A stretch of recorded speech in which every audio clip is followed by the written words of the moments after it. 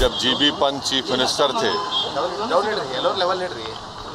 तो उस जगह पर 500 साल तक मुसलमान नमाजें पढ़े। नायर साहब मस्जिद बंद करा के वहाँ पर पूजा शुरू कर दिए। विश्व हिंदू परिषद जब फॉर्म हुई, जब तो राम मंदिर नहीं था। पूरा एक सिस्टमेटिक तरीके से भारत के मुसलमानों से ये बाबरी मस्जिद को छीन लिया गया। नरेंद्र मोदी ये काम करके मेजॉरिटी वोट्स को कंसोलिडेट करना चाहते हैं। जब जीबी पंत चीफ मिनिस्टर थे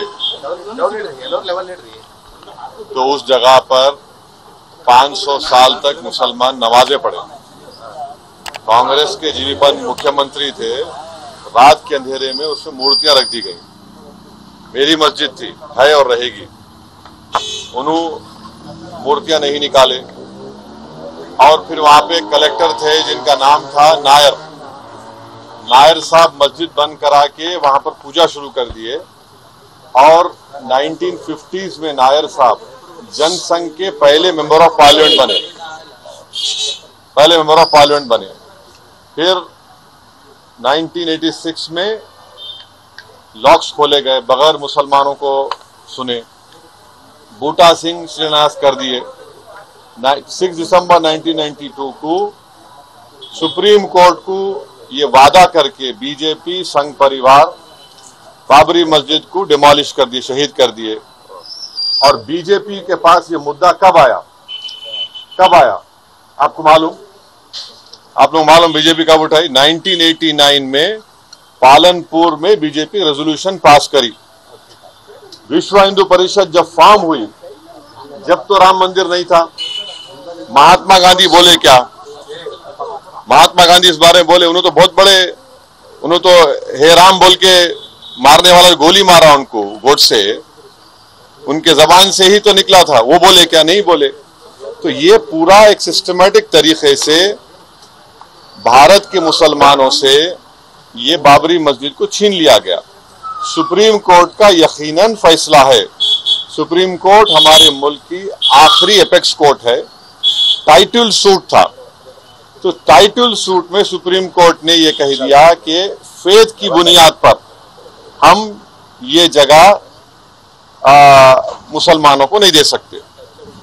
सुप्रीम कोर्ट ये भी कह दिया कि वहां पर मंदिर को तोड़कर मस्जिद नहीं बनाई गई। ये सुप्रीम कोर्ट ने कहा उस जजमेंट में। और मैंने सुप्रीम कोर्ट के जजमेंट आने के बाद ये रिएक्शन आपको मीडिया को दिया था कि एक सुप्रीम कोर्ट के रिटायर्ड चीफ जस्टिस थे, उनका नाम जस्टिस JS वर्मा नाम था। उन्होंने सुप्रीम कोर्ट के बारे में कहा था कि supreme court is supreme but not infallible. ये उन्होंने कहा था, मैं फिर से कह रहा हूं।